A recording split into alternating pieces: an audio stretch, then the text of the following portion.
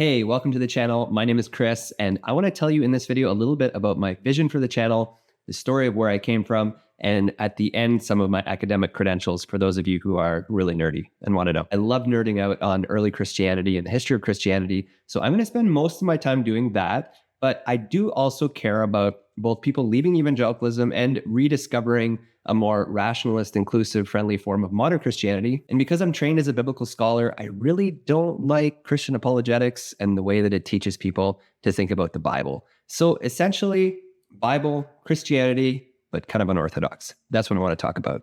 So here's my story. I was one of those kids who was always at church every time the door was open.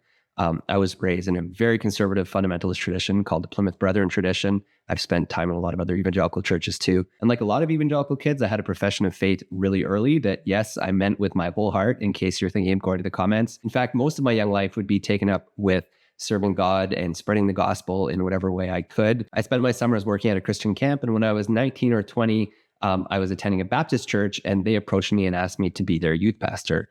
I applied, said yes, and I spent almost 10 years as a youth pastor in the Baptist church. But during this time, I felt that I wanted to go into ministry full-time, more permanently. So I enrolled in a local seminary to go and do a Master of Divinity, which is the degree that's sort of required to be a pastor or minister in most traditions. The seminary wasn't an evangelical or fundamentalist seminary. It was actually a Church of England, Episcopalian in the US, or here in Canada, it's called Anglican Seminary. And it was, yes, quote unquote, liberal. And the thing that really got me out of my fundamentalism was learning Greek and Hebrew and reading the Bible for myself and realizing that the lens I had been trained to use to see Christianity, that the thing that I thought was just Christianity, believing the Bible, was actually a modern invention. And I realized the thing that I thought was just a necessity for every Christian, which is to believe the Bible is the inerrant word of God, really didn't hold water when I started to examine it and explore it. I went through a serious crisis of faith that would take me out of evangelicalism, but eventually land me now in a more progressive or liberal, some people think those are bad words, but I'm okay with them, progressive or liberal form of Christianity. And yes, that journey included a lot of dark days, and I talk about those sometimes on the channel too. I want to walk you through my academic credentials because it's something that a lot of people have said in the comments, like, who are you? We don't even know you, which is fair enough. So I want to walk you through what I have academically, and it should give you a sense of the things that I know about. So I started with a Master of Divinity, which is a 3-year degree. During that degree, I read extensively in theology. I did some hermeneutics. I did some church history. I did some biblical studies. I did New Testament and Old Testament, and I learned Greek and Hebrew. When I finished the Master of Divinity, I moved on because I was still excited to keep learning and wanted a little more of a challenge. So I moved on to a Master of Arts in Theology. This took me into more advanced graduate level courses like New Testament text criticism. I think I did an ethics course. I know I did a course on the theology of Karl Barth. So basically, the little seminary I was at, I just took every course that I could take for a master's seminar. And eventually I wrote my thesis on 2 ancient writers' books. So one was Philo of Alexandria, who was a first century philosopher in Alexandria, Jewish. And the other one was 4 Maccabees, which is also a book of Jewish Hellenistic philosophy. Now, both of these books really drew heavily on the environment they came from. It was adopting Judaism to Hellenism and trying to understand how these two could work together. So that was really fascinating. And that work got me reading and understanding a lot more ancient philosophy, especially looking at traditions that we would call like Middle or Neoplatonism, Middle or Neo-Stoicism, alongside of a lot of Jewish literature from the time. However, I was a much better historian than a philosopher. And when I was accepted to do a PhD, I went and I decided that I was going to do a PhD in trying to understand what other movements there were, like early Christianity, what other movements were there that went through diasporas on the Mediterranean. So diaspora is a group of people who don't live in the country they came from. So if you look at the book of Acts, for example, you have this story about Jewish diasporas all over the Mediterranean that Paul goes to and preaches in. So I had this historical question of what does that actually look like? And do we have any other religions that were spread through diaspora? So my PhD is in Christian origins. I have what they call a cognate specialization in diaspora theory. And I also did sort of a subspecialization in Jewish studies. During my PhD, I took all the courses I could on early Christianity, early Christian literature. I also did a Hebrew Bible text criticism course, which was interesting. I did a couple of more kind of theoretical courses. I did the sociology of religion, for example, and we were doing a lot of religious studies courses. And I also took part in in an ongoing Jewish studies seminar. And one of my favorite things was going to the classics department and taking courses in the classics department as well. I really loved hanging out with classicists. They were kind enough to let me hang out with them, even though I suck, relatively speaking. I'm not as good in Greek, and I certainly not as good in Latin as they were. But I really enjoyed hanging out with them, and it gave me kind of this better grounding in the history, the world, in which Christianity grew up. For my entire thesis, I was a research assistant to John Kloppenborg. He had done groundbreaking work on Q, which is a sayings gospel that both Matthew and Luke drew from.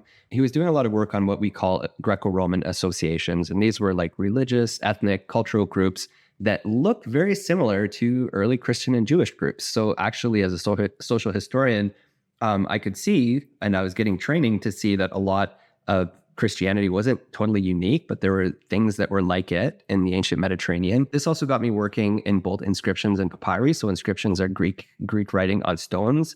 Papyri are like an ancient paper. I was learning to do social history and research into these ancient associations. So during my thesis, I had 3 publications. The first was on a collection of Jewish papyri called the Corpus Papyrorum Judaicarum. And I argued that this collection of Jewish papyri, which these people had collated and turned into a collection of Jewish papyri, I argued that what they decided were Jewish papyri was actually based on assumptions about what Jews did and didn't do in antiquity. And I argued that doing this actually kind of misrepresented the possibility that other people could be Jews who didn't necessarily always do all the things that we thought Jews were supposed to do. So that was a little more theoretical. My second publication was actually on the book of Revelation. I was doing a course on the history of Anatolia, which is the kind of southwestern region of Turkey where Christianity really flourished.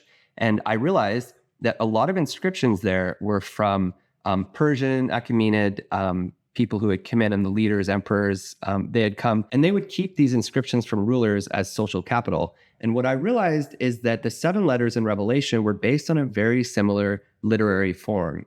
And I analyzed the 7 letters and kind of argued that they were doing something similar, that they were actually seeming to be from a ruler, even though they were from Jesus. One of my favorite publications wasn't a journal article, but it was a chapter in an edited book. But I found, as I was working in the papyri, I found this unique patronage system that was in ancient Egypt, in Ptolemaic Egypt and early Roman Egypt.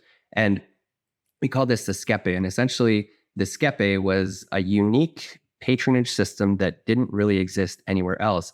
And what I was able to do by looking at all the papyri that talk about this skepe system, I was able to actually show, I think I showed it. I mean, maybe somebody will argue against me, but I think I was able to show that this system actually influenced the either production or translation of Greek scriptures. And it was really cool to me to be able to see that you could see the actual social history impacting the way that the Bible was transmitted and moving. Finally, I wrote my PhD and I compared 4 different diaspora communities and how they took religion with them as they went. So the first was an ethnic group called the Thracians who went into Athens and brought a goddess named Bendis with them. If you've ever read the beginning of Plato's Republic, he actually introduces it by talking about a parade of Bendis that would have happened in Athens around that time. The second 2 groups were on a Greek island called Delos, which was kind of a trading hub under the Romans. And these 2 groups were the Phoenicians, who had their own version of Baal or Poseidon that they brought and worshipped on Delos at a sanctuary there. And then the really interesting one was a Syrian goddess called Atargatis. And this goddess was kind of taken across the Mediterranean. You could see the movement of this goddess. So not, you say she's not moving. People are taking her on the trade routes. And eventually Nero ended up worshiping the Syrian goddess. So you have this really interesting movement of other religions throughout ethnic diasporas in the Mediterranean. And especially you could see often these religions would move outside of their group, even if it started as like an ethnic religion. The sanctuaries would become focal points for other people to come in. So I used all of this data that I gathered eventually to study Paul in Corinth and how Christianity came into Corinth and potentially interacted with the Judean diaspora there. During my PhD, which was at the University of Toronto, I did 2 other kind of cool stints. The one thing, I went to Humboldt University in Berlin, and I spent some time there in the theological faculty. I also held a fellowship in Athens in Greece. So I was a fellow at the Canadian Archaeological Institute in Athens. If you are still with me and you made it through all that, well done. You are definitely ready to nerd out on this channel. I hope it's interesting. Lots of great videos coming your way, and we'll talk soon.